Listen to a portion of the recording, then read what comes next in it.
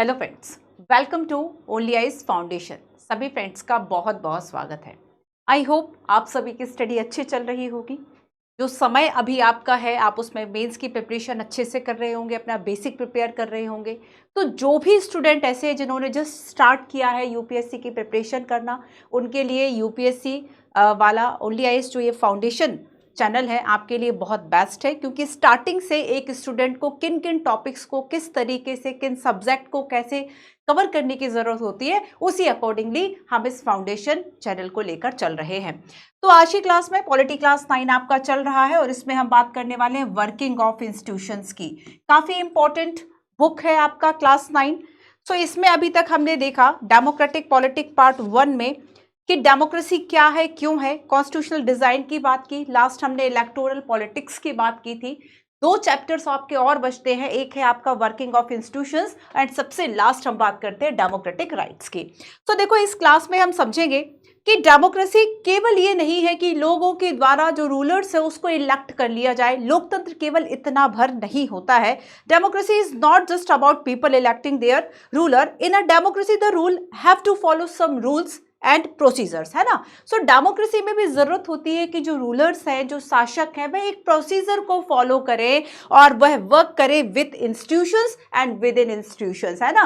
संस्थाओं के साथ मिलकर, संस्थाओं के भीतर रहकर काम करेंगे। तो ये पूरा चैप्टर आपको यही बताता है कि किस तरीके से, चाहे हम जुडिशरी की बात करें, पार्लियामेंट की बात करें, एग्जीक्यूटिव की बात करें, एग्जीक्यूटिव में भी परमानेंट एंड जो आपके टर्म बेस्ड रहते हैं, ठीक है, टेम्परेरी, उनकी बात करेंगे। तो ये पूरा चैप्टर आपको बताता है कि एक डेमोक्रेसी में कितना जरूरी है कि जो भी लोग हैं, जो भी काम कर रहे हैं, या फिर गवर्नमेंट किस तरीके से संस्थाओं के अंदर रहकर काम करेगी, विद इन द इंस्टीट्यूशंस जो है वह रूलर्स वर्क कर रहे हैं। तो बहुत जरूरी होता है कि डेमोक्रेसी में, अच्छा आपने करंट अफेयर में सुना होगा कि मान लीजिए जुडिशरी का पावर कमजोर हो रहा है या फिर पार्लियामेंट की जो इंपॉर्टेंस अगर कम हो रही है, वह ठीक तरीके से काम नहीं कर रही है, तब आप देखते हैं लोकतंत्र को खतरा। इसका मतलब क्या है कि आप देखते हैं कि न्यूज़पेपर वाले फिर ज्यादातर आपको इस तरह की न्यूज़ देखने को मिलती है। अब इन संस्थाओं से, अगर इन संस्थाओं को हम देखेंगे कि किसी तरह से इनके पावर में कमी आती है, किसी तरह की इनकी इंपॉर्टेंस में कमी आती है,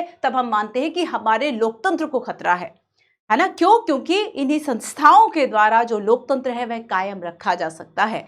तो चलिए स्टार्ट करते हैं, पढ़ते हैं वर्किंग ऑफ इंस्टीट्यूशंस। आखिर देखेंगे इसमें है क्या क्या। इसमें हम जानेंगे how is a major policy decision taken, कैसे जो महत्वपूर्ण नीतिगत फैसले हैं वह लिए जाते हैं। Need for a political institutions, क्या जरूरत है हमें इस तरह के पॉलिटिकल इंस्टीट्यूशंस की, ये सब आप पढ़ चुके हो और इवन इससे ज्यादा डेप्थ में पढ़ चुके हो। केवल एक सरसरी निगाह से हम कंपाइल कर रहे हैं इस चैप्टर को, ठीक है।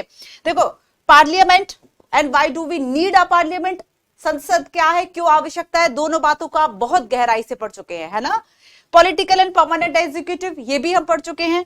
Prime minister and council of ministers, इसको भी हम एग्जीक्यूटिव में कवर कर चुके हैं। The president, election and power, इसको भी हम पढ़ चुके हैं। द जुडिशरी के बारे में पूरा एक चैप्टर हमने पढ़ा है।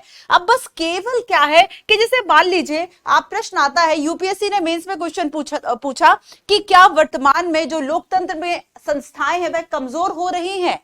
लोकतंत्र में क्या जो संस्थाएं हैं, ठीक है, उन संस्थाओं का मतलब क्या है, उन संस्थाओं का मतलब है पार्लियामेंट, उन संस्थाओं का मतलब है कि जो जुडिशरी है, उन संस्थाओं का मतलब है जो हमारी एग्जीक्यूटिव बॉडी है, लेजिस्लेटिव बॉडी है। तो यानी कि आज की क्लास में वर्किंग ऑफ इंस्टीट्यूशन का क्या मतलब है, इसका मतलब है कि हम यहाँ पर जुडिशरी के बारे में जानेंगे, एग्जीक्यूटिव के बारे में जानेंगे एंड लेजिस्लेटिव के बारे में जानेंगे। तो आप सभी ऑलरेडी काफी होशियार हो चुके हैं, क्योंकि ये सारी बातें, ये सारे कॉन्सेप्ट हम पहले ही बहुत डेप्थ के साथ कवर कर चुके हैं। लेकिन फिर भी मैं एक बार थोड़ा सा, हम क्या है कि कुछ इसमें जो इंपॉर्टेंट कुछ ऐसे पॉइंट्स हैं जो पहले हम, जैसे हमने बीपी मंडल नहीं पढ़ा, ठीक है, सोशली एंड इकोनॉमिक जो हम देखेंगे कि किस तरह से सेक्शन है, इकोनॉमिक वीकर सेक्शन है, उसको एक रिजर्वेशन दिया जाता है 27% और कैसे वह डिस्प्यूट उठता है और कैसे उस मुद्दे को सुलझाया गया। और ओवरऑल केवल इस एक एग्जांपल में आप सारे जो इंस्टीट्यूशंस है उसको समझ लेंगे, ठीक है। वर्किंग ऑफ इंस्टीट्यूशन जो है वह हम शुरू करने वाले हैं। तो सबसे फर्स्ट क्या है, एक गवर्नमेंट का ऑर्डर आता है और कैसे जो चीजें हैं वे अपने आप एग्जीक्यूटिव होने लगती है, क्या जो ऑर्डर है वह किसके द्वारा पारित किया गया और एक संस्था की जरूरत क्यों होती है, ठीक है, और उन संस्थाओं के जो कामकाज करने के जो तरीके हैं वह क्या है, कौन है ऐसी हमारी सुप्रीम अथॉरिटी है जो हमारे लिए डिसीजन ले रही, सारी बातें लगभग हम कर चुके हैं। बस इसका एक कंपाइलेशन है, ठीक है, एक कंपाइलेशन है केवल। डिसीजन मेकर कौन है, नीड क्या है, मैं पॉलिटिकल इंस्टीट्यूशंस की, पार्लियामेंट क्या है, टू हाउसेस की हम बात करेंगे। पहले भी हम लोकसभा राज्यसभा के बारे में जो इंपॉर्टेंट पॉइंट्स है वह देख चुके हैं। मैंने आपको काफी सारा होमवर्क भी दिया था, आई होप आपने सब कुछ तैयार कर लिया होगा। Political executive, permanent and political executive जो है वह क्या है, prime minister and council of ministers, powers क्या है प्राइम मिनिस्टर्स की, president, election and power in the judiciary, ठीक है, ये सारी बातें। चलो शुरू करते हैं। देखो बच्चों, सबसे फर्स्ट हम देखते हैं कि गवर्नमेंट का एक ऑर्डर आया। सबसे शुरुआत क्या है, चलो खैर शुरुआत में मैं आपको बताती हूं। पहले हम पूरा समराइज कर लेते हैं जल्दी से इस चैप्टर को, ठीक है, कि ये जो चैप्टर है वह आपको बताता क्या है आखिर, वर्किंग ऑफ इंस्टीट्यूशंस, ठीक है। 3-4 बातें हैं, 3-4 पॉइंट्स पकड़ेंगे और इस क्वेश्चन को, ये जो आपका चैप्टर है वह आपके लिए बहुत ज्यादा एकदम हलवा हो जाएगा, एकदम सॉल्व है ये, ठीक है। वर्किंग ऑफ इंस्टीट्यूशंस,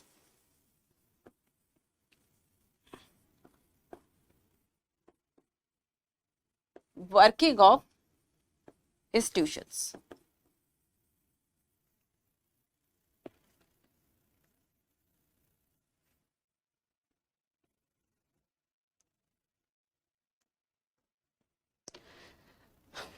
देखो 3-4 बातें हैं इसमें। सबसे फर्स्ट, कैसे कैसे पूरी रेल आपको समझना है। सबसे फर्स्ट हम ये देखेंगे कि जब हम एक डेमोक्रेसी की बात करेंगे, डेमोक्रेसी हम पढ़ चुके ना, डेमोक्रेटिक कंट्री क्या है एंड एक डेमोक्रेटिक कंट्री में इलेक्शन क्या है। अब देखो जहां जहां डेमोक्रेटिक वर्ड था ध्यान से सुनना, डेमोक्रेसी क्या है पढ़ चुके, इसका क्या अर्थ है, इंडिया में क्या किस तरह की डेमोक्रेसी उसे हम पढ़ चुके डायरेक्ट इनडायरेक्ट में।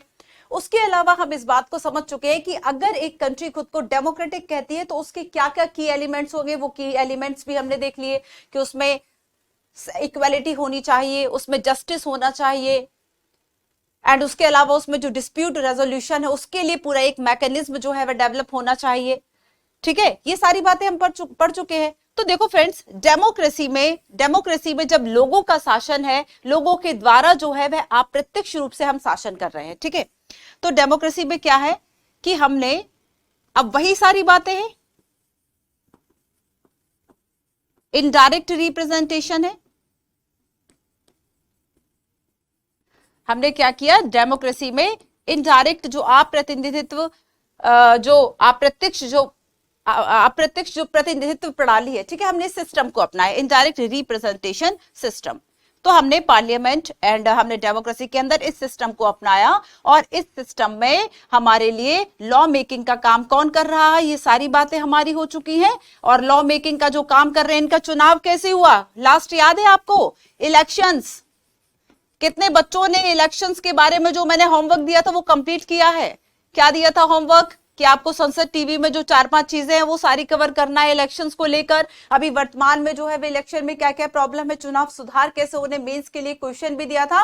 और कॉन्स्टिट्यूशन का एक क्वेश्चन जो कि 2015 में मेंस में पूछा गया था कि अगर गवर्नमेंट ऑफ इंडिया एक्ट 1935 से हम बहुत सारी चीजें ना लेते तो हमारे लिए चैलेंजिंग हो जाता, हमारा जो कॉन्स्टिट्यूटिव है, पूरा जो कॉन्स्टिट्यूटिव रूल्स है उसको इकट्ठा करना, एंड भी बहुत सारी बातें, ठीक है। तो आई होप आप सभी ने होमवर्क किया होगा वो क्वेश्चंस। एंड सो फ्रेंड्स, जब हम बात करेंगे एक डेमोक्रेसी की कि आखिर लोगों का शासन है, लेकिन लोग खुद जाकर शासन नहीं कर रहे बल्कि अपने जो प्रतिनिधि हैं, रिप्रेजेंटेटिव्स हैं, उसको चुन रहे हैं। और ये रिप्रेजेंटेटिव्स लॉ मेकिंग का काम कहां पर कर रहे हैं, हमारे लिए पार्लियामेंट में कर रहे हैं, ठीक है। पार्लियामेंट में बैठ के हमारे लिए लॉ मेकिंग का ये काम करेंगे। तो यहां पर पार्लियामेंट एक इंस्टीट्यूशन हो गया कि नहीं हो गया? हो गया ना, है ना। और ये सारे जो इंस्टीट्यूशंस है बच्चों, ये कॉन्स्टिट्यूशन के अंदर रहकर काम करेंगे। हमारा जो संविधान है, एक लोकतांत्रिक देश में संविधान के अंदर, ठीक है, जो हमारा कॉन्स्टिट्यूशन है उसमें ऐसे रूल्स बनाए गए हैं, इसमें ऐसे rules and regulations and provision बनाए गए हैं कि आखिर किस तरह से हमारे जो मेन जो इंस्टीट्यूशंस है, फॉर एग्जांपल न्यायपालिका, जुडिशरी,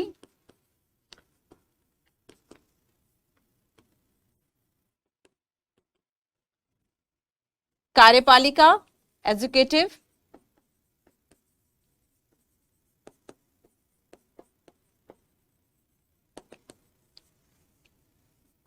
विधायिका, लेजिस्लेटिव,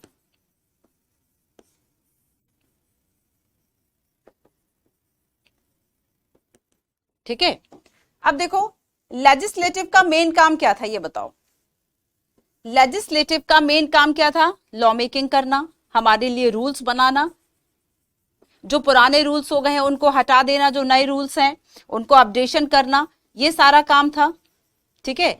अपडेशन करना, ये सारा काम पहले भी हम काफी बार इसकी चर्चा कर चुके हैं। ये चर्चा हमारे लिए बिल्कुल भी नई नहीं है, आज का चैप्टर हमारे लिए बिल्कुल भी नया नहीं है ना।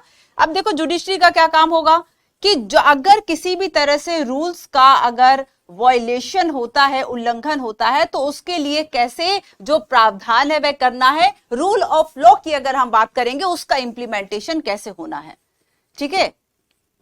रूल ऑफ लॉ, जो विधि का शासन है उसके अंतर्गत कैसे जो है चीजों को चलाया जाए, देश को चलाया जाए, इंप्लीमेंट किया जाए सोसाइटी में, इसके लिए हमारी जो जुडिशरी है वह अकाउंटेबल है। और जब हम कार्यपालिका की बच्चों बात करते हैं, फ्रेंड्स बात करते हैं कार्यपालिका की, तो यहां पर क्या है कि जो रूल्स बनाए गए हैं, यहां पर ये जो लॉ मेकिंग हुई है इसका इंप्लीमेंटेशन कैसे होगा, ठीक है, इसको कैसे लागू किया जाएगा, इफेक्ट में ये कैसे आएंगे। तो ये जो इफेक्ट एंड इंप्लीमेंटेशन का काम है वह किसका होगा? इसमें जो इंप्लीमेंटेशन का वर्क है बच्चों ये कार्यपालिका का होगा। इस चैप्टर में हम बात करने वाले हैं, ठीक है, कि अगर एक गवर्नमेंट, देखो एक पॉइंट से समझ लेते हैं कि एक गवर्नमेंट का अगर ऑर्डर पास होता है, फॉर एग्जांपल हम देखेंगे उसमें कि किस तरीके से जो आप देखते हैं कि सामाजिक और शैक्षिक दृष्टि से जो पिछड़े हुए वर्ग थे, यानी SEBC, socially and educational backward जो क्लासेस थे, अगर उनको 27% रिजर्वेशन के लिए, ठीक है, एक एग्जांपल हम देखते हैं, socially and educational backward classes, ठीक है, इसकी हम आगे बात करेंगे। एक अगर मान लो कि आपने पता होगा कि जो मंडल आयोग बना था, ठीक है, आगे समझाऊंगी। एक यहाँ पर SEBC जो है, ठीक है, ये बिल आता है, ज्ञापन आता है, या फिर डायरेक्ट जो है एक विभाग के द्वारा, जो आपका कार्मिक और प्रशिक्षण जो विभाग है, ठीक है, इसके द्वारा क्या किया जाता है कि ये कह दिया जाता है कि भारत सरकार के जो सरकारी पद है और सेवा, उसमें 27% जो रिक्तियां, 27% जो रिजर्वेशन है वह दिया जाएगा ऐसे लोगों के लिए जो सोशल एंड इकोनॉमिक जो है वह बैकवर्ड क्लासेस से आते हैं, ठीक है। एक ऑर्डर आ गया। अब ये ऑर्डर जो है वह किसने पास किया होगा? डेफिनेटली पार्लियामेंट ने पास किया होगा। पार्लियामेंट ने इसको कब पास किया? लेजिस्लेटिव में क्या आएगा बच्चों? यहां पर ही तो हमारा पार्लियामेंट है ना, यहां पर ही हमारा पार्लियामेंट है। और पार्लियामेंट में आपको पता है लोकसभा, राज्यसभा एंड हमारे जो प्रेसिडेंट ऑफ इंडिया है, ये तीनों शामिल होते हैं। तो थोड़ी थोड़ी सी चर्चा इस चैप्टर में जो है वह शॉर्ट इसकी की गई है कि भाई लोकसभा क्या है, राज्यसभा क्या है, और जो हमारे प्रेसिडेंट है वह किस तरीके से काम करते हैं, उनके क्या पावर्स है, बहुत थोड़ी सी बातें की गई, बहुत डेप्थ में नहीं है, ठीक है।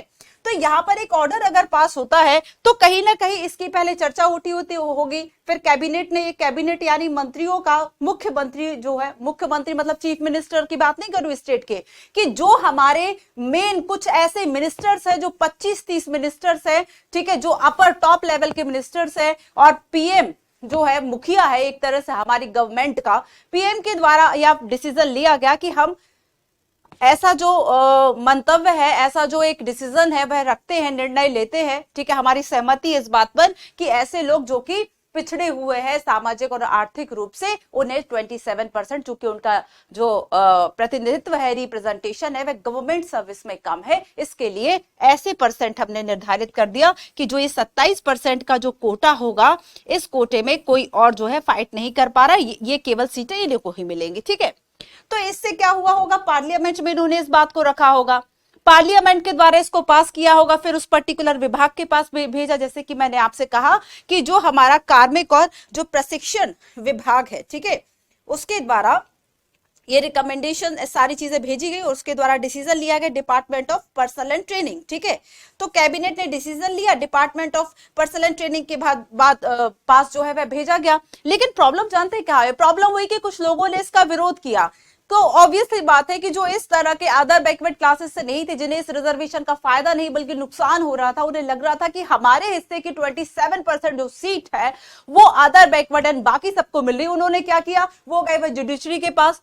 ठीक है, तो जुडिशरी में बहुत सारे ऐसे केसेस हो जाते हैं जिनको कंपाइल करके एक केस जो है वह सुप्रीम कोर्ट के द्वारा बनाया जाता है, और ये आपका कोर्ट था इंदिरा साहनी वाद। आप सभी ने Indira Sahni and others union of India case सुना होगा कि जितनी भी ऐसी इनवैलिड, ये जो 27% आरक्षण जो कोटा का ऑर्डर आया था, इसके खिलाफ जो भी अपील दायर की गई थी सुप्रीम कोर्ट में, सुप्रीम कोर्ट ने उन सभी को इकट्ठा कर लिया और क्या किया, एक इंदिरा साहनी जो वाद है इसके अंतर्गत उसको सुलझाया और कहा कि ये जो है वह इनवैलिड नहीं है, वैलिड है ये गवर्नमेंट का ऑर्डर, लेकिन इसमें ऐसी एक लेयर होगी जिसकी पृष्ठभूमि अच्छी है, उसको आरक्षण ना दिया जाए। आपने सुना होगा क्रीमी लेयर। आप बताओ कि जरा कि अदर बैकवर्ड क्लासेस के लिए जो क्रीमी लेयर है उसके लिए कौन सा कमेटी या फिर जो ऑर्गेनाइजेशन है वह अभी हाल ही में किस कमेटी के द्वारा रिपोर्ट दी जा रही है, उन चीजों को आइडेंटिफाई किया जा रहा है कि किसे दिया जाना चाहिए किसे नहीं, क्रीमी लेयर।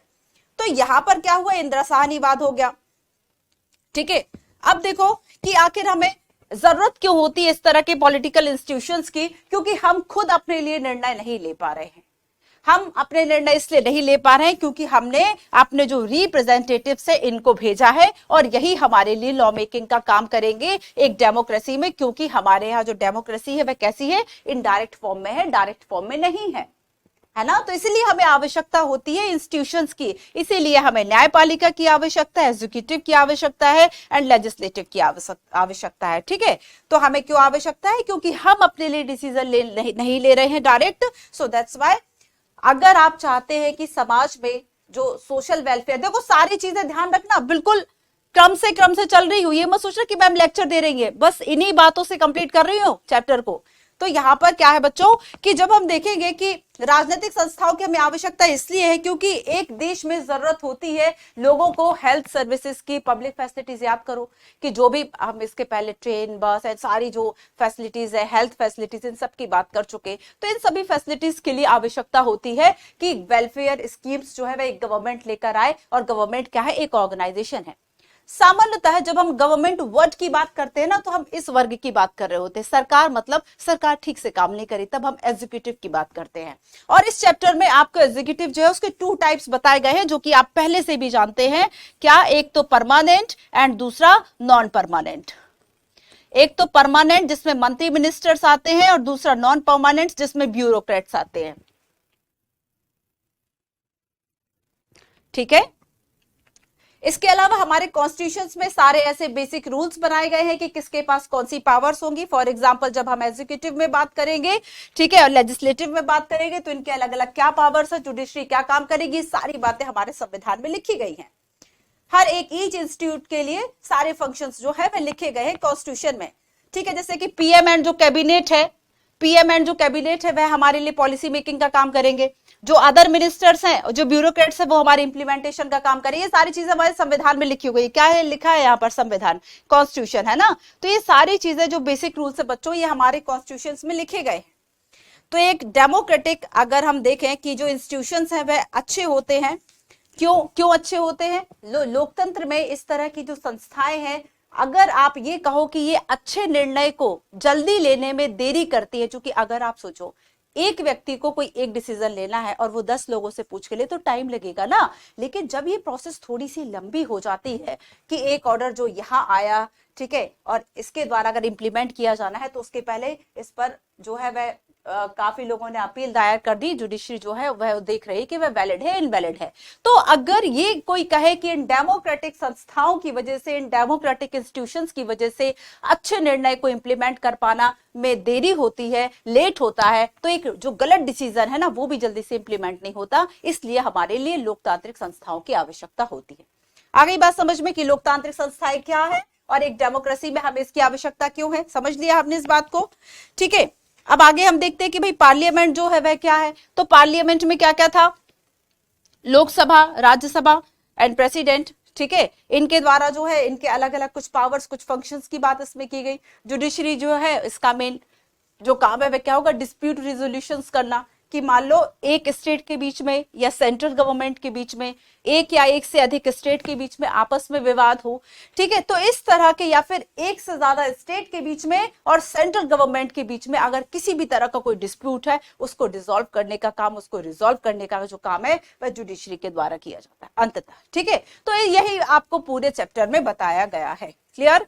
तो देखो आओ कुछ बातें मैं आपको बताती हूँ। सबसे फर्स्ट देखो कि गवर्नमेंट ऑफ इंडिया के द्वारा एक जो ऑर्डर है उसको इशू किया गया, ठीक है। तो इसको याद रखना, ये इसमें जो SC ST 27%, देखो पहले क्या होता था बच्चों, पहले क्या होता था कि जो रिजर्वेशन था ना वह केवल SC एंड STs के लिए था, लेकिन जो और अदर बैकवर्ड क्लासेस है, ठीक है, जिसको हम पहले social and economical backward classes कह रहे हैं, socially and economical backward classes, ठीक है, ये लिखा हुआ है socially and educational, sorry not a economical बच्चों, तो मैं करेक्ट कर रही हूं खुद को, सोशली एंड एजुकेशनल, ठीक है। सामाजिक और शैक्षिक दो वर्ग, दो यहां पर आधार है, सामाजिक है इंग्लिश में लिखा हुआ है, सो हिंदी में लिख रही हूं, सामाजिक और शैक्षिक, शैक्षणिक, इन दोनों आधार के आधार पर ही जो रिजर्वेशन है वो दिया जाता है। और इसलिए जब इकोनॉमिक वीकर सेक्शन वाला कॉन्सेप्ट आया ना कि इकोनॉमिक वीकर जो सेक्शन है इसको 10% कोटा दिया जाएगा, तो सबसे पहली बात तो ये उठती है, सबसे पहला मुद्दा कि कॉन्स्टिट्यूशन में तो इकोनॉमिक वीकर को दिया जाएगा, ये तो कोई बात ही नहीं हुई। तो यहां पर केवल रिजर्वेशन के जो है वह दो आधार थे, सोशली एंड एजुकेशनल। तो इसके लिए क्या है, संविधान में संशोधन किया गया, तभी जाके आर्थिक रूप से जो पिछड़ा वर्ग है, रिसेंटली आप देखोगे कौन सा संविधान संशोधन है, कई बार बता चुकी हूँ, कमेंट करके बताओ। तो 10% जो रिजर्वेशन है वह दिया गया था, ठीक है। तो गवर्नमेंट का ये ऑर्डर था, और जब तक ये नहीं आया था ये ऑर्डर 1990s के पहले, उसके पहले तक केवल SC STs को ही मिलता था। अदर बैकवर्ड जो क्लासेस है जो कि सोशली एंड एजुकेशनली बैकवर्ड थी, उनको ये अधिकार नहीं मिलता था, ठीक है। लेकिन यहाँ पर ये भी दिया गया। तो यहाँ पर देखो कि जब हम डिसीजन मेकर की बात करते हैं कि आखिर डिसीजन मेकर है कौन, डिसीजन ले कौन रहा है, तो पार्लियामेंट ले रही। पार्लियामेंट हमारे सुप्रीम एक अथॉरिटी है जो कि डिसीजन मेकिंग करेगी। सुप्रीम लेजिस्लेशन अगर हम कहें कि लेजिस्लेटिव जो अथॉरिटी है वह हमारे यहाँ क्या है, पार्लियामेंट है, ठीक है। तो यहाँ पर देखो बच्चों कि आप पहले भी कई बार पढ़ चुके हैं कि डिसीजन मेकर में कौन शामिल होगा, कि जैसे कि हम अपने प्रेसिडेंट ऑफ इंडिया की बात करें, ये हेड ऑफ द स्टेट होंगे, ठीक है। प्रेसिडेंट ऑफ इंडिया की जब हम बात करेंगे ये हेड ऑफ द स्टेट, अभी सारी चीजें कुछ कुछ नोट करवाऊंगी, इंपॉर्टेंट बातें, ठीक है। जो PM है वह हमारे हेड ऑफ द गवर्नमेंट होंगे, ये बात UPSC के द्वारा पूछी गई थी। हेड ऑफ द स्टेट कौन होगा, स्टेट का मतलब यहाँ राज्य से नहीं है, यहाँ देश से है, ठीक है।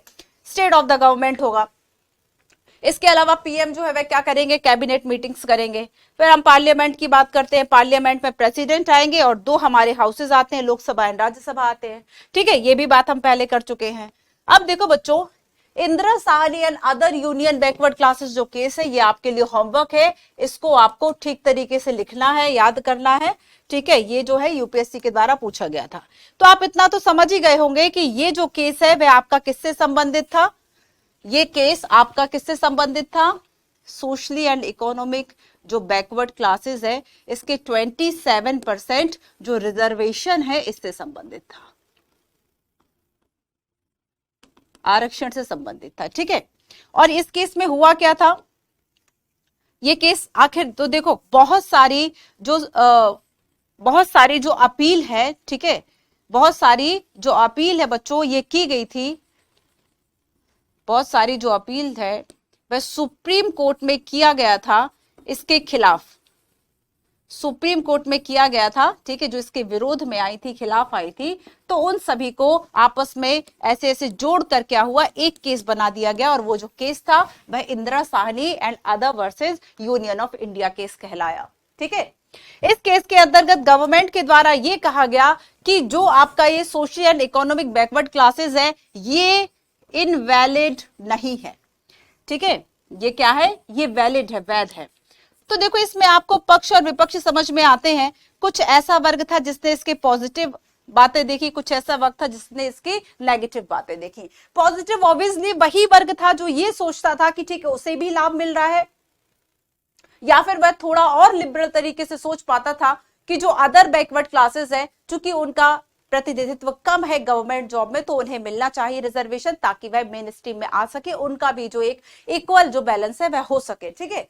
और यहाँ पर अगर हम विरोध की बात करें नेगेटिव रूप से, आखिर इस ऑर्डर के खिलाफ कौन गया होगा? जो ऑब्वियसली या तो इस वर्ग से नहीं था या फिर वो इस बात से खुश नहीं था, उसे ये लगता था कि ठीक है फ्री एंड फेयर होना चाहिए। अब देखो यहाँ पर बात फिर से वही इक्वल एंड इक्वलिटी, सारी चीजों को आपस में जोड़ो, इक्वल एंड इक्वलिटी का जो कॉन्सेप्ट है वो आ गया। ठीक है, नीड फॉर पॉलिटिकल इंस्टीट्यूशंस में हमने क्या समझा अभी तक कि अगर हम ये कहें कि हमें एक डेमोक्रेसी में जो हमारे फंक्शंस हैं, ठीक है, वह किस तरीके से होंगे, कार्य किस तरह से होंगे, तो इन सभी ड्यूटीज को फुलफिल करने के लिए, ठीक तरीके से करने के लिए हमें पॉलिटिकल इंस्टीट्यूशंस की जरूरत होती है। और पॉलिटिकल इंस्टीट्यूशंस में क्या, ठीक है, पॉलिटिकल इंस्टीट्यूशंस की जरूरत होती है। और 3 हमारे जो मेन इंस्टीट्यूशंस है उसको आपको याद रखना है। ठीक है, तो इनके द्वारा क्या क्या काम किया जाता है पढ़ चुके हैं हम। अब देखो बच्चों, थोड़ी सी चर्चा हम पार्लियामेंट की करते हैं कि पार्लियामेंट जो है वह क्या करेगी। कि जैसे कि हमने जो socially economic and backward classes वाले डिसीजन की बात की कि गवर्नमेंट के द्वारा एक ऑर्डर पारित किया गया और उसमें कहा कि 27% जो आरक्षण है वह दे दिया जाए, लेकिन इसमें डायरेक्ट जो है पार्लियामेंट जो है वह इन्वॉल्व नहीं थी, क्योंकि ये आप देखेंगे कि जब वीपी सिंह जो है उनका पीएम उनका प्रधानमंत्रित्व काल था, उस दौरान ये जो ऑर्डर है वह डायरेक्ट पास किया गया और पर्टिकुलर जो विभाग है उसके पास भेज दिया गया था। ठीक है, तो यहां पर पार्लियामेंट का जो इस ऑर्डर में योगदान नहीं था, डायरेक्टली नहीं था, लेकिन पार्लियामेंट में डिस्कशन तो इसके बारे में हुआ ही होगा, विचार विमर्श तो हुआ ही होगा, है ना। चलो अब कुछ चीजें मैं आपको लिखवा देती हूँ, काफी सारी चीजें हो गई वरना आपको लगेगा कि मैम ने लिखवाया नहीं है। तो हमने सोशली एंड इकोनॉमिक एजुकेशनल जो बैकवर्ड क्लासेस है बच्चों, इसकी हमने बात कर ली। ठीक है, याद रखना कि मैंने अगर फ्लो में कहीं कहीं इकोनॉमिक बोल दिया होगा तो एकदम गलत मान लेना उस शब्द को, सोशली एंड एजुकेशनल ही है। ठीक है, समटाइम्स बच्चों फ्लो में जो है वह चीजें, क्योंकि अब जो है वह इकोनॉमिकल भी हो गया ना, कि इकोनॉमिक जो वीकर सेक्शन है उसको भी 10% दे दिया गया, लेकिन यहाँ पर जो बात की गई है वह केवल और केवल सोशली एंड एजुकेशनल की गई है, यानी आपका सामाजिक और जो शैक्षणिक दृष्टि से पिछड़ा हुआ था उसकी बात की गई है। ठीक है, तो देखो पार्लियामेंट के बारे में कुछ हम बातें करते हैं। सबसे पहले ये देखो, जब हम बच्चों पार्लियामेंट की बात करेंगे, पॉलिटिकल इंस्टीट्यूशंस की आवश्यकता क्या है, यहां तक हमारी चर्चा हो गई है। और पार्लियामेंट में क्या आएगा, हमारे प्रेसिडेंट ऑफ इंडिया,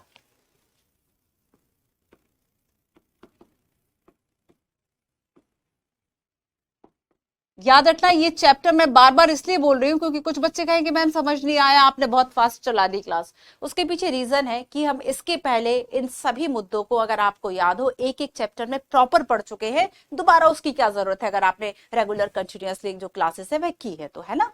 तो देखो बच्चों, यहाँ पर president of India, council of state यानी कि राज्यसभा, और द हाउस ऑफ पीपल यानी कि लोकसभा। ठीक है, तो यहां पर ये तीनों मिलकर पार्लियामेंट बनाते हैं। फिलहाल मैं कुछ चर्चा आपसे राज्यसभा और लोकसभा के बारे में करती हूं। राज्यसभा और लोकसभा में कितने मेंबर्स होते हैं, किस तरीके से चुने जाते हैं, हम कई बार इसकी चर्चा कर चुके हैं, फिर भी मैं एक बार आपको बता देती हूँ कि लोकसभा में जो हमने अपने चुने हुए लोग यहाँ पर भेजे हैं वो कैसे इलेक्टेड थे बच्चों, वो डायरेक्टली थे। ठीक है, वो डायरेक्टली थे, इसलिए हम इसको लोकप्रिय सदन भी कहते हैं। हमने इनको प्रत्यक्ष रूप से चुना था। लेकिन जब हम राज्यसभा की बात करते हैं, याद रखना कि लोकसभा को आमतौर पर लोअर हाउस भी कहा जाता है। लोअर हाउस यानी कि निम्न सदन, लोअर हाउस यानी कि निम्न सदन इसको कहा जाता है। ठीक है, याद रखना। और राज्यसभा को कहा जाता है अपर हाउस, अपर हाउस। ठीक है, उच्च सदन। अब एक बात याद रखना कि संविधान में इस तरह के जो शब्द है वह कहीं भी प्रॉपर तरीके से यूज नहीं किए गए हैं, और ना ही यहाँ पर इस बात को, ये उच्च और निम्न से ये बिल्कुल भी नहीं है कि राज्यसभा के पास ज्यादा पावर है, लोकसभा के पास कम पावर है। वास्तव में आपको पता है कि रियल जो पावर है वह किसके पास होते हैं, लोकसभा के पास ज्यादा होते हैं। राज्यसभा का जो काम है वह क्या होता है कि जो स्टेट है, जो यूटीज है, इन सभी का जो हित है वह सुनिश्चित करना, और एक तरह से लोकसभा के द्वारा जो डिसीजन लिए जा रहे हैं उनको थोड़ा सा देखना। तो एक तरीके से एक जो लेयर है वह बन जाती है। ठीक है, कि हम गलत डिसीजन लेने से बच जाए, इसलिए 2 लेयर्स हो गई। तो यहां पर देखो बच्चों कि हमने देखा कि नेशनल असेंबली, ये राष्ट्रीय सभा हम कह रहे हैं पार्लियामेंट को, ठीक है, नेशनल असेंबली या राष्ट्रीय सभा ये कहा जाता है पार्लियामेंट को। हमारे चुने हुए जो प्रतिनिधि हैं वो यहाँ पर जाकर बैठे हुए हैं। ठीक है, सो यहाँ पर देखो 2 हाउसेस ऑफ पार्लियामेंट में हम देखते हैं सबसे फर्स्ट लोकसभा। लोकसभा के बारे में कुछ बातें मैं आपको बता देती हूँ जो ज्यादा इंपॉर्टेंट है। सबसे पहले तो हमने देख लिया कि हमने इनको डायरेक्टली जो है वह इलेक्ट किया, और जो रियल पावर है वह लोकसभा के पास ही है। रियल पावर जो है वह लोकसभा के पास है। ठीक है, लोअर हाउस इसको कहा जाता है, निम्न सदन कहा जाता है। कुछ बातें इकट्ठी बहुत अच्छे से याद कर लेना। साथ ही देखो बच्चों कि अगर मान लो एक जो ऑर्डिनरी ऑर्डर था, सामान्य बिल था, ठीक है, ये कब लॉ बनेगा? ये केवल एक बिल है। अगर आप चाहो कि ये जो है वह एक्ट बन जाए, ठीक है, ये जो है वह एक्ट बन जाए, अधिनियम बन जाए, इसको आप पास करा लो, तो ये पास कैसे होगा? इसकी क्या प्रोसेस होगी? ये पास कैसे होगा बच्चों? कि तो जरूरत होती है कि लोकसभा और राज्यसभा दोनों के द्वारा इसको जो है वह पास किया जाए। साथ ही जब इस पे प्रेसिडेंट ऑफ इंडिया के जो हस्ताक्षर हैं वह होते हैं, उसके बाद ये जो बिल है वह अपने एक्ट तक की जो जर्नी है उसको कंप्लीट करता है। ठीक है, अब देखो आगे क्या है कि मान लो ये जो बिल है वह पास नहीं हुआ, बल्कि इस पे कुछ मतभेद थे। ठीक है, कुछ difference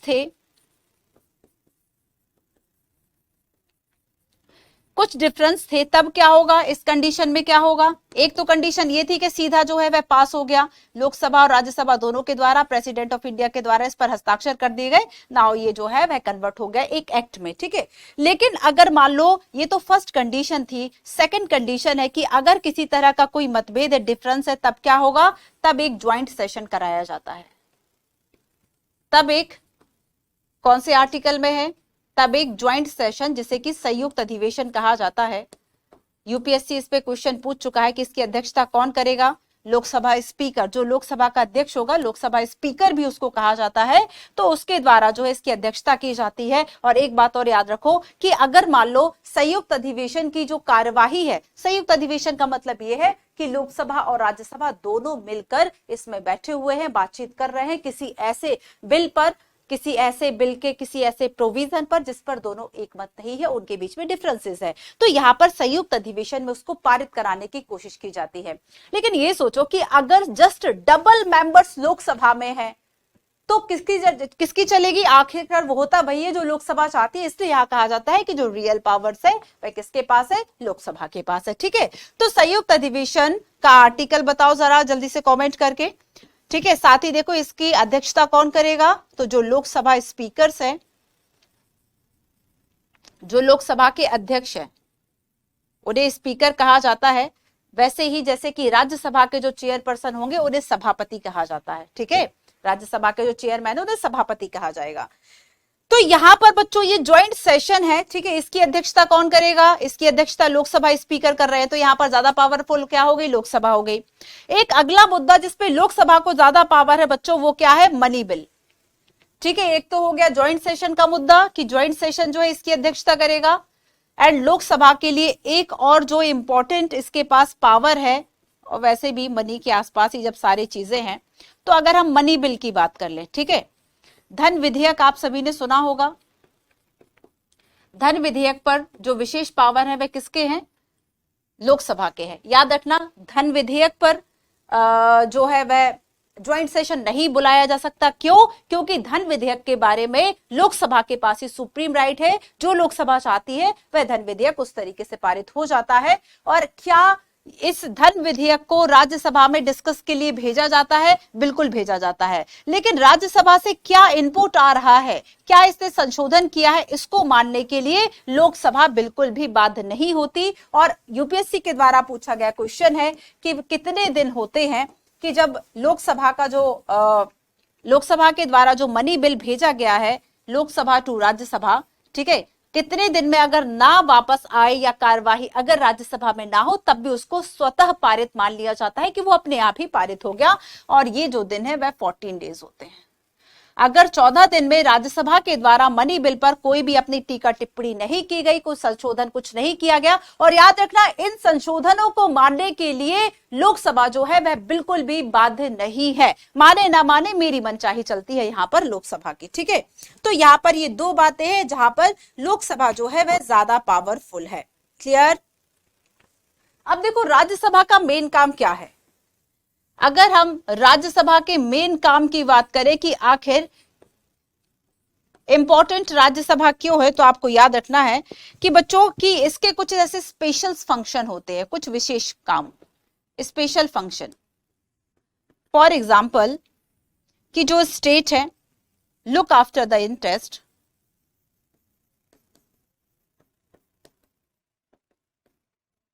of various state of various states regions, किसी भी पर्टिकुलर, जैसे हम क्षेत्र की बात कर लें, और फेडरल यूनियन, ठीक है, कि संघ क्षेत्र के बारे में हो, किसी पर्टिकुलर क्षेत्र या राज्य के बारे में हो, इनके हितों का विशेष रूप से ध्यान रखना, ये स्पेशल फंक्शन किसका है? राज्यसभा का। एंड एक काम और जो राज्यसभा करती है कि कोई भी डिसीजन जो है वह जल्दबाजी में ना लिया जाए, तो एक तरह से एक रेगुलेटरी हम कह सकते हैं, ठीक है, कि इसका मेन जो फंक्शन है वह क्या है? एक रेगुलेटरी फंक्शन है, एक मॉनिटरिंग वाला जो फंक्शन है वह राज्यसभा का है लोकसभा के लिए, ठीक है। आज आप सोचेंगे मैम ने थोड़ा ज्यादा हौच पौच कर दिया, चलिए कोई बात नहीं, खैर समझ आ जाएगा आपको। अच्छा ये बताओ कि सरकार जो है वह किसकी बनेगी?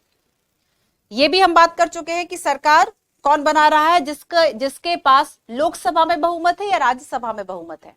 डेफिनेटली लोकसभा में बहुमत है ना। तो लोकसभा में जिसके पास बहुमत है वह बहुमत दल का नेता, जिसको मेजोरिटी है, वो कौन बनेगा? पीएम बनेगा। और पीएम को अपॉइंटेड किया जाता है किसके द्वारा? प्रेसिडेंट के द्वारा। हालांकि शर्त यह होती है कि जिसको अपॉइंटेड किया जा रहा है, जिसको नियुक्त किया जा रहा है, वो बहुमत दल का नेता होना चाहिए, ठीक है। अब एक बात और सुनो, यूपीएससी ने क्वेश्चन पूछा कि क्या जो प्रेसिडेंट ऑफ इंडिया होता है वह हाउस ऑफ पीपल का या फिर काउंसिल ऑफ स्टेट का, राज्यसभा का, किसका मेंबर होता है? याद रखना वह किसी का भी मेंबर नहीं होता है। और यही एक कारण है कि जब कोई भी बिल जो है वह पास होता है तो वह बाद में प्रेसिडेंट ऑफ इंडिया के पास अलग से भेजा जाता है, जिस पर वह साइन करेंगे तभी जाके, हालांकि रोक भी सकते हैं, इनके पास कई वीटो पावर भी, जैसे कि पॉकेट वीटो है, ठीक है, और भी कई तरीके वीटो पावर है, वीटो पावर से भी क्वेश्चन आ चुका है। तो काफी सारी इस पे और भी बहुत ज्यादा डेप्थ में चर्चाएं हो सकती हैं, फिलहाल हम इस पर चर्चा इतनी नहीं कर रहे, ठीक है। तो यहाँ पर ये सारी बातें हो गई। अब आगे देखो, नेक्स्ट है आपका, अब हम बच्चों पॉलिटिकल एग्जीक्यूटिव की बात करते हैं। तो देखो लोकतंत्र में अलग अलग स्तर पर कार्यों को करने के लिए फंक्शंस जो है वह होते रहे, उसके लिए हमारे पास क्या होती है? कार्यपालिका होती है। एग्जीक्यूटिव का मेन फंक्शन जो है वह क्या होता है कि जो भी लॉ मेकिंग हुई है, जो भी लॉ बने हैं, इनको किस तरीके से इफेक्ट में लाना है ग्राउंड लेवल पर, इसके लिए वर्क करने का जो काम है वह करेंगे, ठीक है। तो यहाँ पर क्या है? पॉलिटिकल एग्जीक्यूटिव, राजनैतिक कार्यपालिका की हम यहाँ पर बात कर रहे हैं, ठीक है, राजनैतिक कार्यपालिका।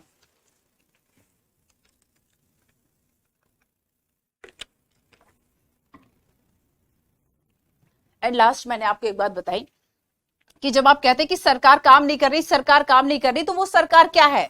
वो लेजिस्लेटिव है, वो जुडिशरी, एग्जीक्यूटिव। डेफिनेटली बच्चों हम इसे ही सामान्य बोलचाल की भाषा में जो है वह सरकार शब्द से संबोधित करते हैं कि सरकार ठीक से काम नहीं कर रही है, वो यही पॉलिटिकल एग्जीक्यूटिव है, राजनीतिक कार्यपालिका, ठीक है। और ये राजनीतिक कार्यपालिका कौन है? जो प्रत्यक्ष या अप्रत्यक्ष रूप से चुनी गई है, जो यहाँ पर दोनों सदन में बैठे हुए जो लोग हैं, ठीक है, ये विधायिका का भी काम कर रहे हैं और ये कार्यपालिका का भी काम कर रहे हैं, दोनों का काम कर रहे हैं। तो यहां पर यूपीएससी के द्वारा पूछा गया अगला जो सेंटेंस है कि क्या जो कार्यपालिका के सदस्य होते हैं वो विधायिका के भी होते हैं? हाँ, ये बात बिल्कुल सही है, ठीक है। चलिए, तो लॉ जो है वह इफेक्ट में लाने के लिए जो काम है वह ये कर रही है। अब देखो बच्चों, यहां पर जब हम पॉलिटिकल एग्जीक्यूटिव की बात करेंगे, दो तरह की जो कार्यपालिका है वह होती है, इतना आप समझ गए?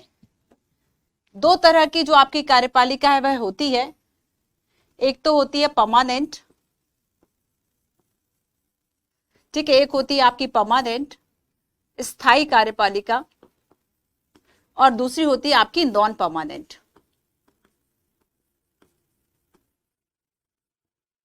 ठीक है, अस्थायी कार्यपालिका। तो यहां पर बच्चों देखो, स्थायी कौन होगा? क्या नेता स्थायी है कि आज बन गया तो वह आजीवन रहेगा? नहीं। तो स्थायी कार्यपालिका में आते हैं, स्थायी कार्यपालिका में कौन आएंगे? जो सिविल सर्वेंट है। ठीक है, अगर हम स्थायी कार्यपालिका की बात करेंगे तो बच्चों जो सिविल सर्वेंट है, ठीक है, जो कि सिविल सर्विसेज एग्जाम से, जो कि सीएससी जो एग्जाम है इससे चुने गए हैं, और यहाँ पर ये इलेक्टेड है या अपॉइंटेड है? ये अपॉइंटेड है।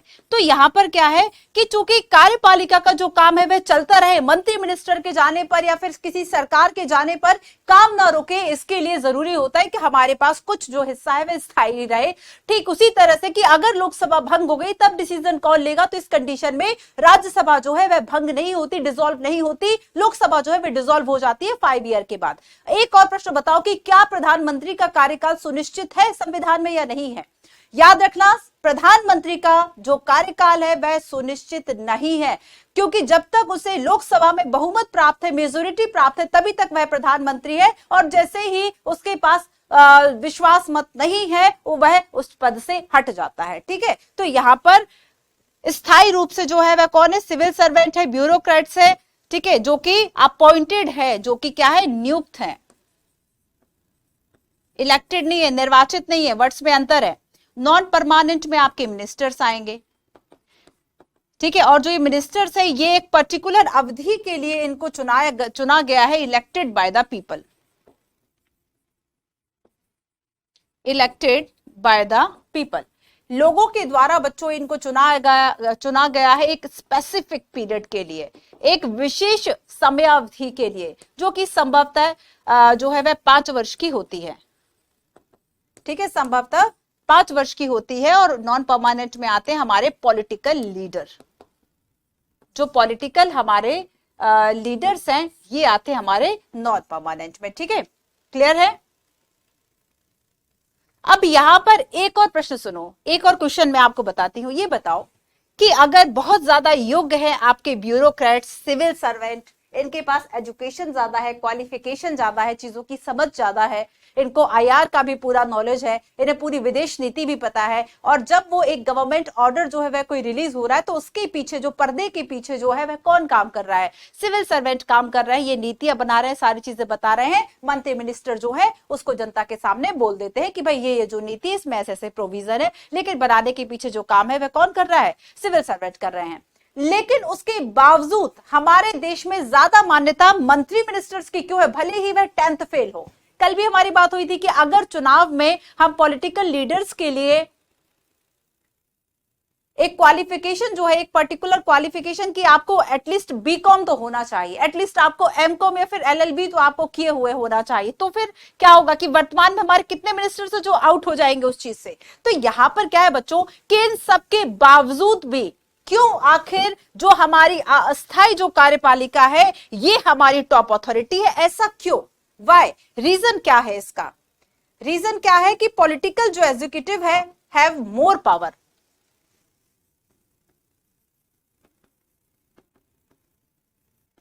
प्रश्न है ये आपके लिए, political executive have more power than permanent.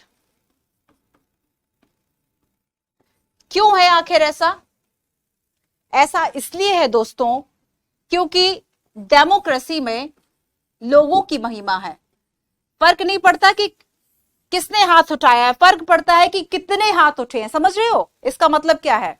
ये फर्क नहीं पड़ता कि एक तरफ जो है वह सारे एजुकेटेड लोग हो जाए, जिसको ज्यादा नॉलेज है वो हो जाए, लेकिन ऐसी संख्या में लोग हो सकता है मात्र 1000 हो, और जो गांव में रहने वाले जिन्हें कोई ज्ञान नहीं है वो 1 लाख लोग हैं, लेकिन उन्होंने भी हाथ उठाया है।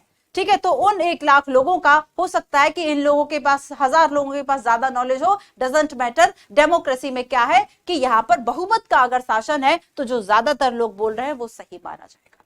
तो एक डेमोक्रेसी में जब हम कहते हैं कि लोगों का शासन है और लोगों ने किसको चुना, इनको चुना या फिर उनको चुना, तो यहां पर डेमोक्रेसी में ठीक है लोगों की अगर महिमा है तो लोगों ने किसको चुना है? नॉन परमानेंट को। ठीक है, किसको चुना है? इलेक्ट किया है, इलेक्टेड बाय द पीपल।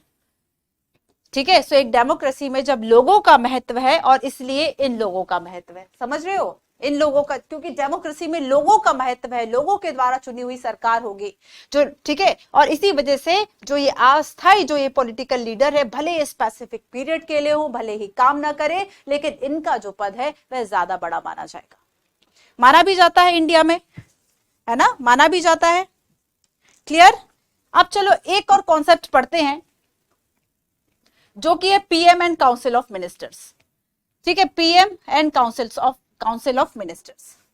देखो बच्चों, जब हम पीएम की बात करेंगे तो आपको पता होगा कि हमारे यहाँ जो पार्लियामेंट्री सिस्टम है, ठीक है, इसको हम पीएम एंड कैबिनेट सिस्टम भी कह देते हैं। ठीक है, तो यहां पर क्या है कि प्रधानमंत्रित्व, इसको सरकार का रूप भी कहा जाता है, संसदीय शासना जो व्यवस्था है इंडिया में उसको। तो यहां पर आप देखते हैं कि जो प्रधानमंत्री है ये हेड ऑफ द स्टेट होगा या हेड ऑफ द गवर्नमेंट होगा? डेफिनेटली ये जो पीएम है ये सरकार का प्रमुख है, हेड ऑफ द गवर्नमेंट। ठीक है, हेड ऑफ द स्टेट कौन है? President of India. तो हेड ऑफ द गवर्नमेंट है, तो यहां पर पीएम कौन बनेगा? आप बनेंगे? नहीं, कौन बनेगा? जिसको लोकसभा में, लोकसभा में जो बहुमत दल का नेता है, ठीक है, जिसके पास बहुमत है, ये नेता बनेगा, ये प्रधानमंत्री बनेंगे। और इनको यूपीएससी पूछता है कि इनको इलेक्टेड होंगे या अपॉइंटेड होंगे, तो ये इलेक्टेड नहीं होंगे, ये अपॉइंटेड होंगे। इलेक्टेड नहीं होंगे, इनके लिए वर्ड आएगा अपॉइंटेड होंगे, किसके द्वारा? प्रेसिडेंट के द्वारा। लेकिन कंडीशन यही होगी कि लोकसभा में जो बहुमत दल का नेता है उसे ही जो प्रधानमंत्री है वह नियुक्त करेंगे। प्रेसिडेंट हमारे नियुक्त वर्ड है इनके लिए, हमारे जो पीएम है वह नियुक्त है। बच्चों बस यही बातें आपको याद रखना है, बस यही बातें आप याद रखोगे, आपका प्रीलिम्स बहुत इजीली क्लियर होगा। ठीक है, अब हम आते हैं इस पर। तो पीएम का मेन काम क्या होगा? तो जो हमारे ये पीएम है, जब ये अपॉइंट हो गए बच्चों, तो इन्होंने क्या किया? जो अदर मिनिस्टर हैं, याद रखो सरकार कैसे बनी थी हम पढ़ चुके हैं। जो बच्चे रिवीजन कर चुके हैं वो बहुत आसानी से इस चैप्टर को समझ पा रहे होंगे। इस चैप्टर में कुछ भी एक शब्द भी नया नहीं है, मैं केवल अपना धर्म निभा रही हूं कि बस रिवाइज आपको करा दूं, आपको ये न लगे कि मैंने चैप्टर स्किप कर दिया। ठीक है, सो अदर मिनिस्टर जो है बच्चों, ठीक है, इनको क्या करेगा? सेलेक्ट करेगा या अपॉइंट करेगा? अरे भाई सेलेक्ट करेगा। हाँ, वो बात और है कि इनको जो है वह प्रेसिडेंट अपॉइंट करेंगे और केवल इनको ही अपॉइंट करेंगे जिन्हें पीएम के द्वारा सिफारिश किया गया है, रिकमेंड किया गया है। और जब ये अपॉइंटेड हो गए तो उसके बाद फिर क्या हुआ कि जो हमारे head of the government PM है उनके द्वारा इन्हें मिनिस्ट्री दी जाती है, डिपार्टमेंट वगैरह अलॉट किए जाते हैं, उनमें फेरबदल करा जाता है, वो सारे काम। ठीक है, समझ में आया? पावरफुल नेता है हमारे देश का। अब द काउंसिल ऑफ मिनिस्टर्स पे आते हैं। इसका क्या मतलब है? मंत्री परिषद होगा इसका अर्थ, ठीक है, हिंदी में।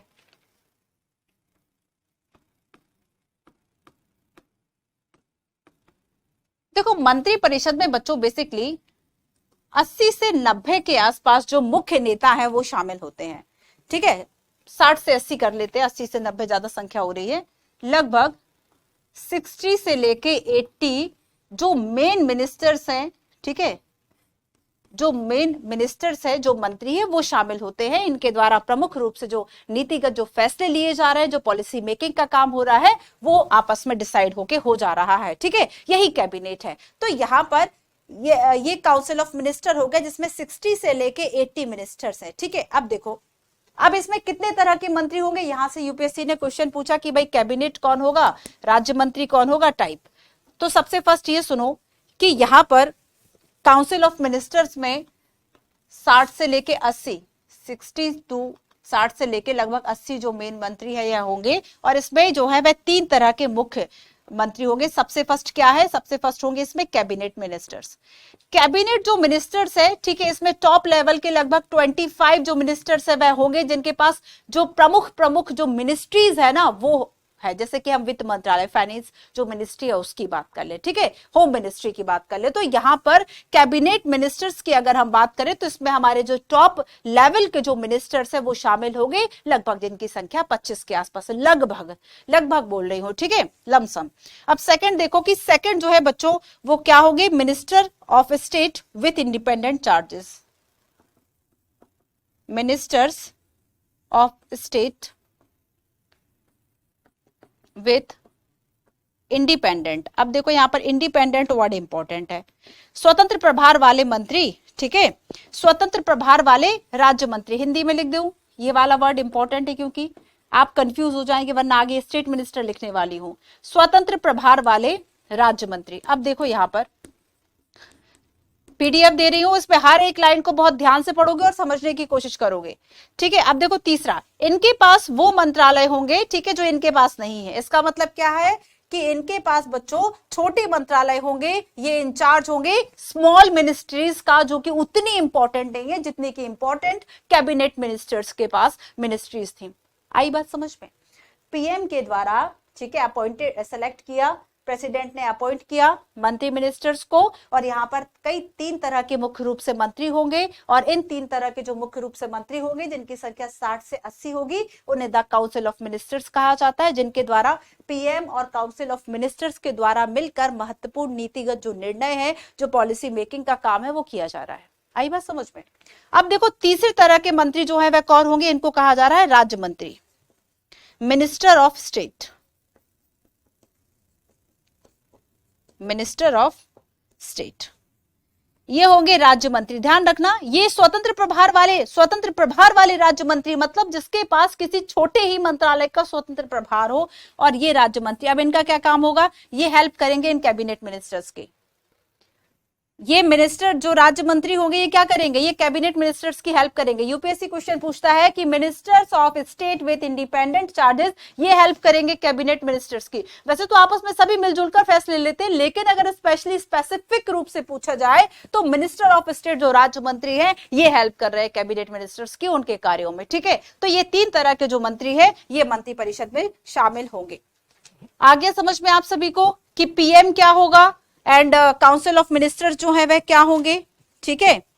लोकसभा राज्यसभा की बात होगी, राजनीतिक कार्यपालिका की बात हो गई, ठीक है। राष्ट्रपति की हमने स्पेशली बात कर ली, जुडिशरी की हम बात पहले बहुत अच्छे से कर चुके हैं, लेकिन छोटी सी चर्चा जुडिशरी के बारे में भी कर लेते हैं। पूरा एक एक लाइन पढ़ोगे बच्चों, आपका होमवर्क है ये, ठीक है, पूरी। और power of the minister, power of PM, prime minister, the president, election इनका कैसे होगा।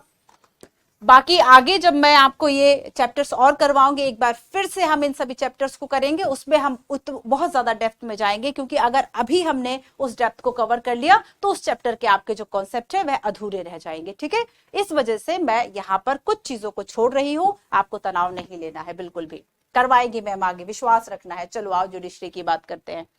तो देखो जुडिशरी का काम क्या होगा कि किसी भी तरह के अगर डिस्प्यूट्स है तो उसको रिजॉल्व करना, ठीक है।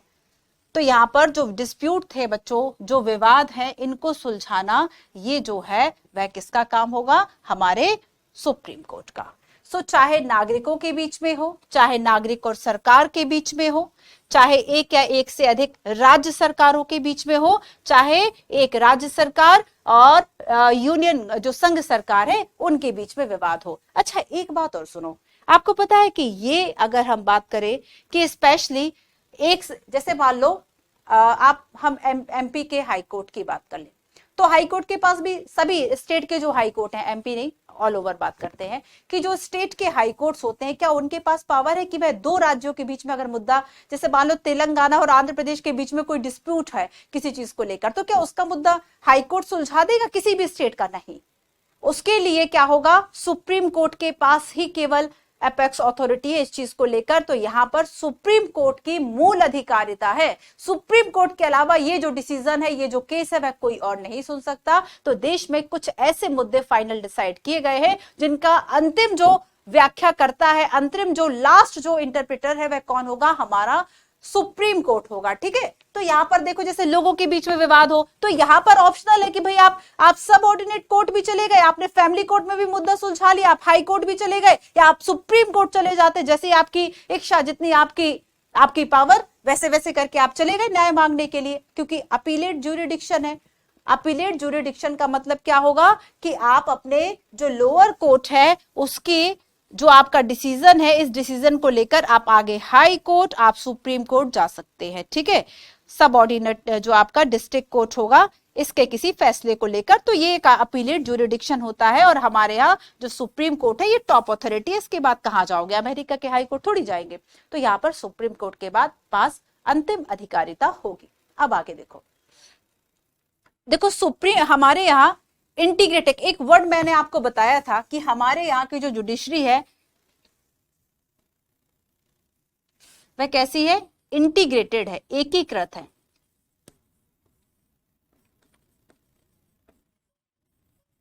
और इस इंटीग्रेशन का मतलब क्या है ये बताओ, क्या यूएसए की है, यूएसए की नहीं है, क्योंकि यहां पर फेडरल कोर्ट भी है, स्टेट कोर्ट भी है, और यहां पर वो रिलेशन नहीं है जो इंडिया में है। तो फिर इंडिया में क्या रिलेशन है, ठीक है। आखिर इंडिया में जब हम देखते हैं कि हमारे यहाँ क्या है कि टॉप लेवल पर, अपेक्स लेवल पर सुप्रीम कोर्ट है, ठीक है।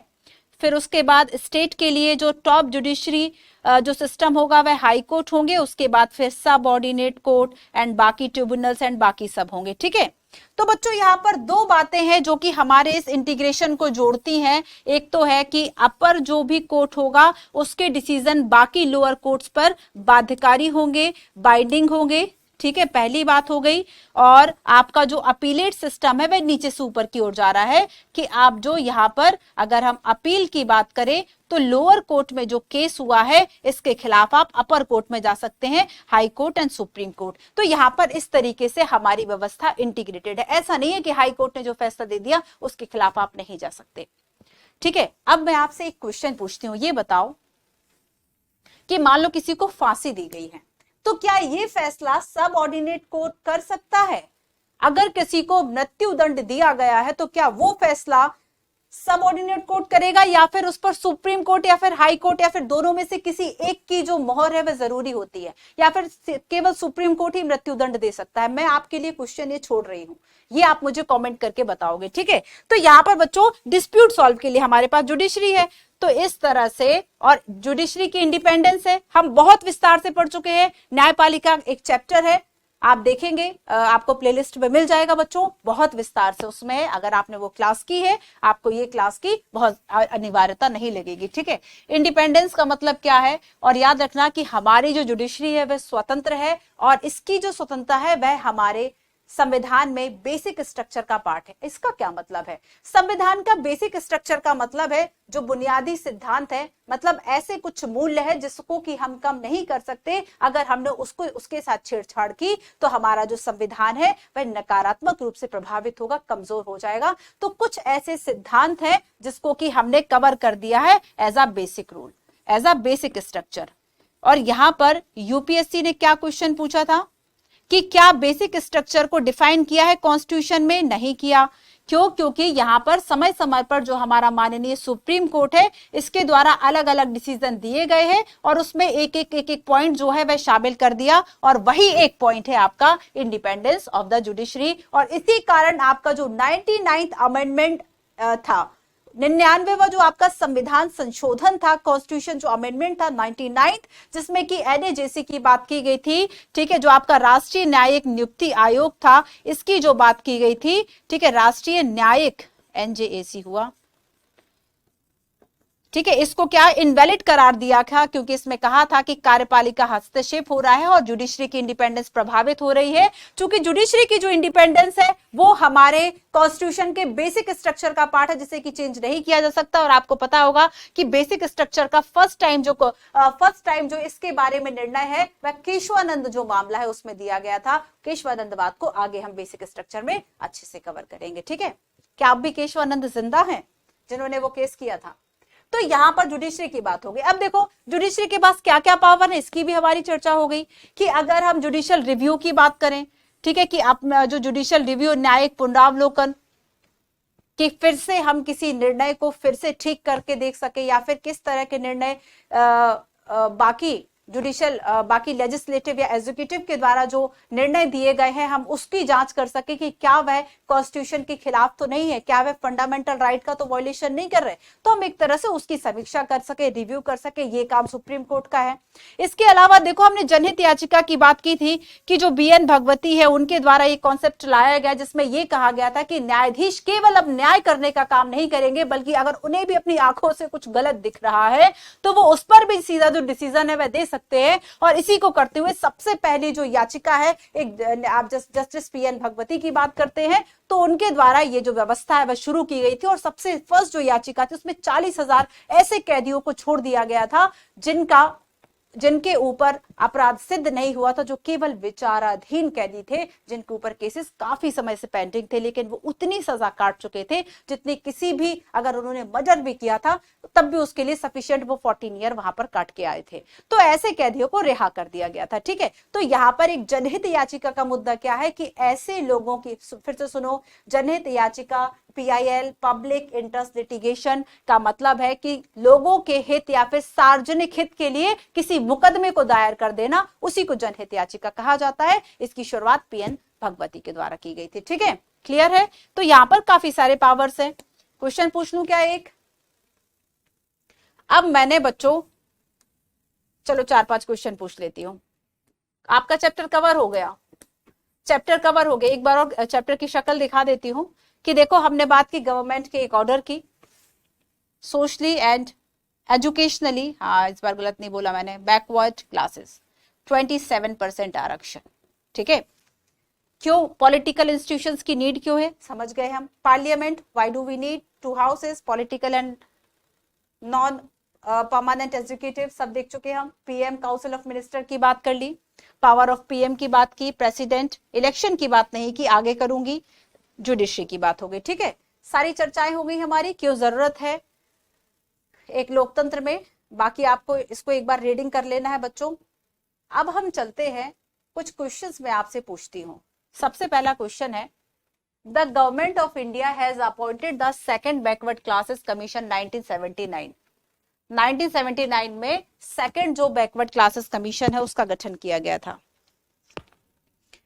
क्या आंसर होगा इसका? और इसमें आपको कुछ सेंटेंस दिए गए हैं जिसमें यह बताया गया है, it was popularly known as the Mandal commission. ठीक है, मंडल कमीशन इसको कहा गया था। सो यहां पर 3 सेंटेंस है मंडल कमीशन के बारे में। सबसे फर्स्ट है,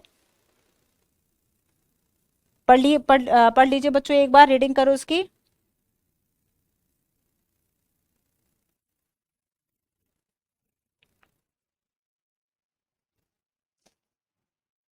It was asked to determine the criteria to identify the socially backward caste, tribe and class in India. इसमें भारत के सामाजिक और पिछड़ी जनजाति और वर्गों की पहचान के लिए मापदंड निर्धारित किए गए थे। अच्छा ये बताओ कि अगर हमारे यहाँ SCs और STs को पहले से ही आरक्षण रिजर्वेशन दिया गया था, तो यहाँ पर social backward caste and tribe क्यों लिखा हुआ है? यहाँ पर तो केवल आपने socially and educationally backward classes की बात की थी, तो फर्स्ट तो रॉन्ग हो गया। ठीक है, फर्स्ट रॉन्ग हो गया, तो यहां से क्या क्या कट गया? 1 और 3। ठीक है, इनकरेक्ट पूछा है, चलो इनकरेक्ट पूछा है मतलब आपका 1 रहेगा। ठीक है, 1 रहेगा, तो 1, 2, 3 तीनों में से कोई भी आंसर हो सकता है, केवल ये कटा। इनकरेक्ट पूछा है इसलिए। It recommendation were implementation under the PM ministership of VP Singh. जो VP सिंह है, ठीक है, इनके प्रधानमंत्रित्व काल में ये लागू की गई थी। डेफिनेटली ये बिल्कुल सही है। ठीक है, बिल्कुल सही है। थर्ड है, the benefit of job reservation were then made available to scheduled caste, scheduled tribe and other backward classes. SC ST पहले ही बात हो गई कि ये जो है इनके लिए पहले ही। ठीक है, तो ये तो पहले ही भी था, तो ये भी जो है वह कैंसिल हो गया। आंसर क्या हो गया इसका? 1 और 3, 1 और 3। ठीक है, चलो देखो इसमें ट्राइब वर्ड लिखा हुआ है, याद रखना। सोशली एंड इकोनॉमिकल जो वीकर सेक्शन थे उनकी बात की गई है। ट्राइब्स के लिए पहले ही प्रोविजन था, तो यहाँ पर ये ट्राइब वर्ड गलत है, और यहाँ पर SC ST स्पेशली लिखा हुआ है, सो ये गलत है। ठीक है, क्लियर हुआ? इनकरेक्ट पूछा था बच्चों, इसलिए कंफ्यूज मत हो जाना इसमें। Consider the following statement with respect to a public institution present in a democratic setup. अगर हम अपने एक वर्तमान लोकतंत्र की बात करें तो इसमें डेमोक्रेटिक सेटअप के लिए इंस्टीट्यूशन के बारे में दो सेंटेंस है। फर्स्ट कहता है, the constitution of any country lay down basic rule on the power and functions of each institution. The office of PM civil servant are example of such institution. ठीक है, कि किसी भी देश का जो संविधान है वह कुछ ऐसे बेसिक रूल्स बना देता है कि इन इंस्टीट्यूशन की शक्तियां क्या होगी। ऑलरेडी डेफिनेटली प्रधानमंत्री का कार्यालय और सिविल सेवक ऐसे संस्थानों का उदाहरण डेफिनेटली है ना उदाहरण। तो आंसर क्या होगा? करेक्ट क्या है? दोनों करेक्ट है। दोनों करेक्ट क्यों है? क्योंकि अगर हम अपने यहाँ डेमोक्रेटिक सेटअप इंस्टीट्यूशंस की बात करें, संस्थाओं की बात करें, तो संस्थाओं में सभी आ जाते हैं। एग्जीक्यूटिव भी आ गया, एग्जीक्यूटिव में परमानेंट है, नॉन परमानेंट आ गया, ये उसी का उदाहरण है। और यहाँ पर हमने देखा कि किसी भी देश का जो संविधान है, जैसे कि हमारे यहाँ जुडिशरी कैसे काम करेगी, उसके क्या पावर्स हैं, क्या फंक्शंस हैं, लोकसभा राज्यसभा जो है वह कैसे इलेक्टेड होगी, सेलेक्टेड होगी, अपॉइंटेड होगी, क्या उसमें बाकी प्रोविजन किए गए, वो सारे हमारे कॉन्स्टिट्यूशन में मेंशन है। ठीक है, मंत्री मिनिस्टर्स कैसे चुने जाएंगे, एग्जीक्यूटिव का कार्य क्या होगा, पार्लियामेंट के चुनाव कैसे होंगे, वो सभी बातें मेंशन है, तो इसलिए ये सही है। Next, which of the following statement regarding the Indian parliament, याद रखना इंडियन पार्लियामेंट की बात की गई है, लोकसभा या स्पेशली राज्यसभा की बात नहीं की गई है। इंडियन पार्लियामेंट की जब हम बात करेंगे तो इसमें लोकसभा और राज्यसभा दोनों ही है। ठीक है, फर्स्ट है it is a national assembly, ये राष्ट्रीय सभा है definitely, of elected representative only, क्या केवल आपके ही द्वारा चुने गए लोग हैं या फिर कुछ लोगों का नॉमिनेशन भी हुआ है, डेफिनेटली है ना। तो फर्स्ट रॉन्ग हो गया। क्यों रॉन्ग हो गया बच्चों? क्योंकि आपने देखा होगा, आप जानते हैं कि लोकसभा में प्रेसिडेंट के द्वारा दो जो मेंबर्स हैं, ठीक है, वो एंग्लो इंडियन सदस्य, कल भी बताई थी ये बात, कौन सा है इसमें आपका कॉन्स्टिट्यूशन अमेंडमेंट, एंग्लो इंडियन जो सदस्य हैं, और एंग्लो इंडियंस कौन होते हैं, जिनके माँ या बाप में से कोई एक यूरोपियन होगा, अंग्रेज होगा। तो ये जो एंग्लो इंडियंस हैं, इनके दो मेंबर्स होते थे, हालांकि इसको अभी आप देखेंगे कि 2020 में इसको रिमूव कर दिया गया। और अगर सेम बात हम राज्यसभा की करें तो राज्यसभा में कितने मेंबर्स जो है वह नॉमिनेटेड होते हैं, तो राष्ट्रपति के, ध्यान रखना प्रेसिडेंट की बात हो रही है, प्रेसिडेंट के द्वारा यहाँ पर 2 और राज्यसभा में 12 जो सदस्य है वह नामांकन किया जाता है। और यहाँ पर 4 क्षेत्रों से, खेल, कला, समाज सेवा, ठीक है, इन सभी से 12 जो सदस्य है, 4 क्षेत्रों से 12 सदस्य है ना, 4 क्षेत्र और 12 सदस्य जो है वह यहाँ पर नामांकन होगा, तो केवल रिप्रेजेंटेटिव होंगे हमारे इलेक्टेड। रॉन्ग हो गया। आ गई बात समझ में? भारत में सरकार चलाने वालों पर संसद का पूर्ण नियंत्रण, डेफिनेटली संसद किसी भी मामले के बारे में जानकारी मांग सकती है। हाँ, बिल्कुल सही बात है। सो आंसर इज 1 को छोड़ दें तो 2 और 3 जो है वह करेक्ट होगा। क्लियर है? चलो नेक्स्ट क्वेश्चन।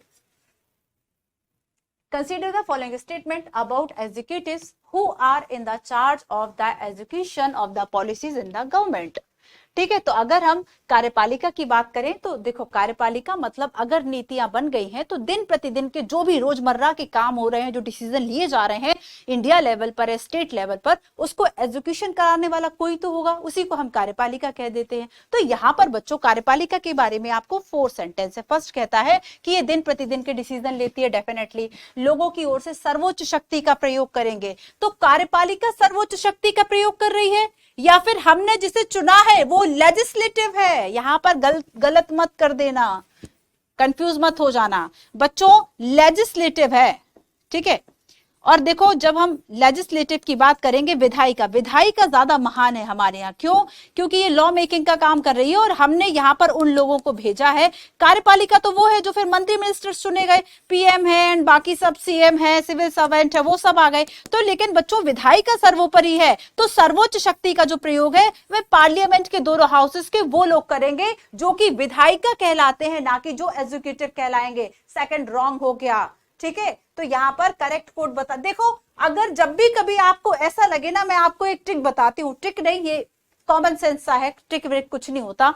ठीक है, तो देखो यहां पर क्या है कि आप देखोगे कि 4 लिखे हुए हैं, आपको ये बहुत ध्यान से, कभी भी हो सकता है कि आपने भले आप पॉलिटी की 10 किताबें पढ़ लो, उसके बाद भी जो क्वेश्चन बनाने वाला है यूपीएससी में, वह ऐसे क्वेश्चन बना देगा कि उसमें फंस जाओगे। तब क्या करोगे? तब बच्चों हो सकता है इसमें से आपको 2 आए और 2 ना आए, बिल्कुल भी ना आए 2, क्या पता क्या लिखा है नहीं समझ में आ रहा।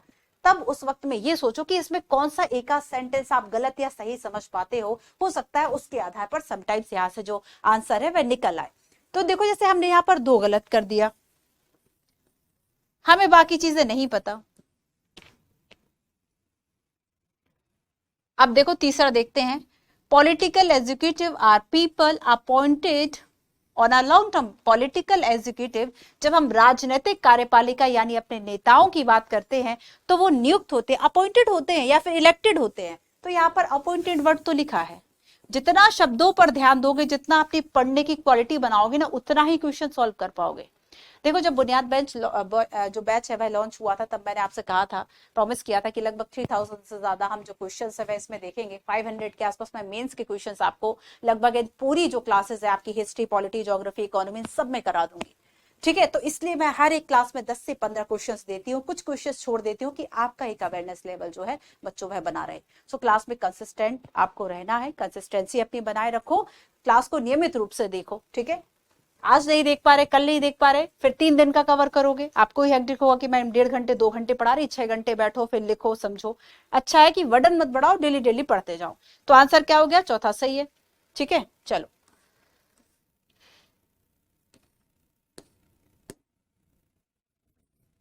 अब इसमें 3-4 क्वेश्चन और हैं जो कि आप करेंगे। ठीक है, अब देखो लास्ट में मैंने आपको जो वर्डिंग होती है ये सारी आपको याद करनी, एकदम रट्टाफिकेशन वाली। तो मैं आपको एक होमवर्क देती हूँ। देखो कल जो है हमारा लास्ट क्लास होगा, लास्ट चैप्टर होगा, और उस लास्ट चैप्टर के पहले तक आपका क्या होमवर्क होगा, जब कल हम डेमोक्रेटिक राइट की बात करेंगे, बहुत इंपॉर्टेंट चैप्टर है, 2 घंटे से ज्यादा की आपकी क्लास होगी डेमोक्रेटिक राइट की। और बच्चों याद रखना, मैं कोशिश करूंगी कि आपको सैटरडे को भी क्लास दी जाए ताकि आपका जल्दी से क्लास 9 कंप्लीट हो, हम 10 में आ जाए। ठीक है, तो यहाँ पर डेमोक्रेटिक राइट बहुत ही ज्यादा बड़ा, और अभी तक हमने उतने विस्तार से सारे राइट को नहीं पढ़ा, तो डेमोक्रेटिक राइट को हम अच्छे से पढ़ेंगे। ठीक है, आपका क्या काम है कि इन चैप्टर्स के लास्ट में जो कि मैंने अभी आपको दिखाया, सबके में वर्डिंग लिखी हुई है, वो वर्डिंग आपको एज इट इज याद करनी है। ठीक है, वो वर्डिंग बच्चों आपको एज इट इज याद करनी है। तो आज की क्लास में हमने वर्किंग ऑन इंस्टीट्यूशंस के बारे में काफी सारी जो बातें हैं वह की, कुछ मैंने आपको क्वेश्चंस 4-5 बाद में छोड़े हैं जो कि मैं पहले आपको कहीं ना कहीं पढ़ा चुकी हूँ, वो आपकी अपनी प्रैक्टिस के लिए है। ठीक है, चलिए सो बच्चों, थैंक यू सो मच, मिलते हैं हम अपने नेक्स्ट क्लास में।